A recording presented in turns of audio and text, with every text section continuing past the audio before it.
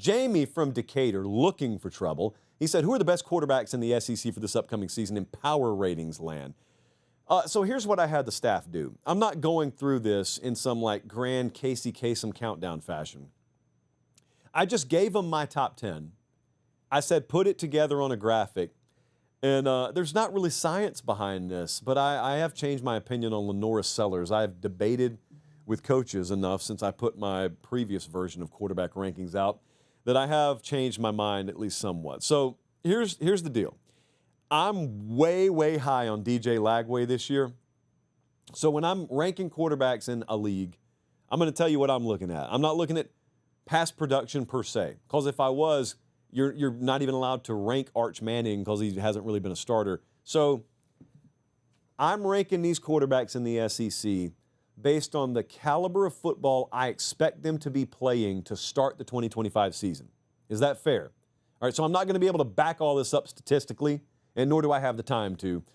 I got Lagway as the number one quarterback in the SEC entering 2025. That's the caliber I expect him to be playing at, and I better be right, because now he wasn't starting for them against Miami last year, but if they start off again like they did last year, they could be cooked this year.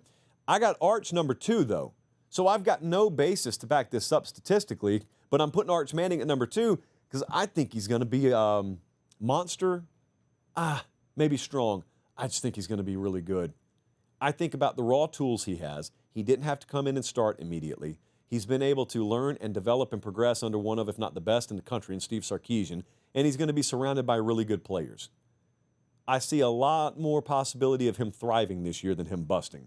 I've got Lenora Sellers up at 3. So full disclosure, recently, like a month ago, we ranked the returning quarterbacks, and I had Nussmeier ahead of Sellers, and boy, I heard from some coaches. So I trust them over me, believe it or not.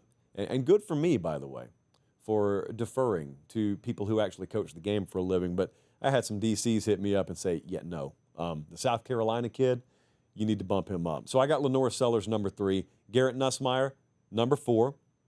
Garrett Nussmeier has the opportunity to etch his name into the history books at LSU this year. It's all there. The team's going to be good enough. Surrounding or supporting cast is going to be good enough. He needs to clean up the turnovers from last year. There's a lot of continuity and consistency and carryover there. For all the portal talk, there's a lot that is there that was there last year as well. Now, here's where it gets a little, I don't know, saucy. People who don't know the show well enough will call this a hot take. It's not. I just believe what I'm about to say. I'm putting John Mateer in the top 5. I'm that high on him. If I'm right, Oklahoma's going to be a contender in the SEC. I believe in the OC quarterback approach. Bring both of them in, not just one of them, especially when they're both qualified, and Arbuckle and Mateer are. I also think it greatly helps that John Mateer is not being brought into Norman, Oklahoma, and then being looked at by everyone down on their knees with their hands clasped, praying, please save us, John, save us. No, you don't need to save anyone. You need to go in there and play solid football and execute, make good decisions, because you know what you got around you? You got a top 10 roster around you. You got a really good defense. You don't have to score 42 a game to win. And you got guys calling plays for you that you're very familiar with. I think he's going to be really good this year. That's why I got Oklahoma top 10 in the preseason.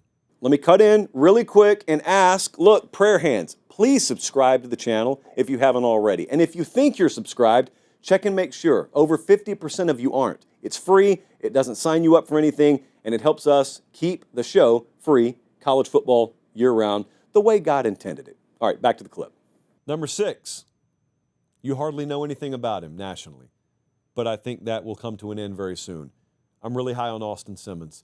I still don't think I'm as high on him as people in Oxford are, but I think Austin Simmons is going to be really good. And kind of like I said with Arch, I love the system that he has been sitting there developing in, the minds that he's been learning from. So I got Austin Simmons there. I think he'll have a really good year this year. He'll be an impact player. I also love how hungry that Ole Miss team should be, that program should be, because they fell short last year.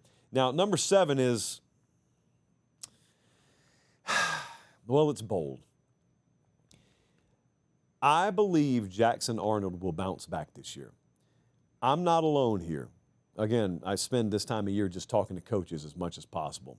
several coordinators around the SEC have been very specific in saying, hey, they always call him that kid from South Carolina, that kid from Oklahoma, like they don't know their names. But I've had more than one of them, translation, two of them, tell me, hey, we got to play Auburn this year.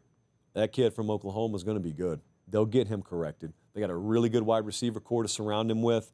There are a lot of people, up to and including people in Norman, Oklahoma, who believe the combination of quarterback and then offensive system/coaching staff last year was just terrible. And so it was doomed from the beginning. That doesn't mean that you just throw out the bathwater. And in this case, the baby kind of got thrown over to Lee County, Alabama. That's okay. Whomst amongst us hasn't seen that happen before? I mean, I read the Ledger-Inquirer, or did growing up. That's happened a lot. But you land at Auburn, and you land in a situation where they've recruited well, and they've put good talent on the roster. They got really good wide receivers, and they've also got a guy and a staff, an offensive staff, who probably a lot better suited to utilize your skill than the previous in Oklahoma. So I think Jackson Arnold will have a good year this year. I think Taylon Green at Arkansas belongs on this list at number 8. Now, unlike some of these other guys, I'm not as ready to tout his supporting cast along the lines that I'm ready to tout like Arch Manning's supporting cast or whatnot. Go a little bit quicker here. I got Marcel Reed at Texas A&M at number 9. Now, Marcel, you know, as much as this is talking about quarterback, you can't help but look at the O-line in front of him. You can't help but look at the three-headed monster at tailback he'll have. Not that that goes towards his stat column, but what it does is it takes emphasis, it takes focus off him, and they're also good enough, plenty good enough at pass catchers. So I like Marcel there. I like Diego Pavia at number 10. He's 37 years old, but he's still playing at Vanderbilt. And he may be playing at Vanderbilt next year and year after that and year after that. Who knows what kind of lawsuit that you can file. But in the meantime, he's back. So, yeah, I'm very fluid on Lenora Sellers. I will admit that. If you go look at my previous videos, there is inconsistency there. It's not hypocrisy. It's spring. That's what it's called. Mimo always told me, Joshua, it's okay to have opinions about college football in the spring, but don't write them in pen. Write them in pencil and be ready to erase. And she was right. And Mimo didn't even use pens. Did I ever tell you? I think I told the story. Mimo had an axe accident when she was young, and her brother chopped her middle 3 fingers off. And so she didn't switch her dominant hand. She just wrote the remainder of her life with her thumb and her pinky in pencil. So I know, I learned a lot from Mimo about writing beyond just the instrument you use to write. But yes, Mimo told me. It's okay. Mimo, I think, would also fluctuate a lot on Lenora Sellers, knowing the way she used to judge the quarterback position. Now, you'll notice I don't have Ty Simpson in here. You'll notice I don't have Gunnar Stockton in here. And yet everyone, including me, thinks that Georgia and Alabama will compete for the SEC championship this year. Yes, I do. This is not an error. Neither of those guys possess overwhelming, indisputable physical attributes. And because of that, I am not blindly ready to just call them top 10. Now, it could be by week 4, either one of them is in the top 5. Either one of them could be. But they don't get benefit of the doubt because they're not freaks of nature. DJ Lagway is, and I've seen him play. Arch Manning, I think, has a much higher ceiling physically than those two, and that's why I'm willing to blindly buy into him more. But that's inexact.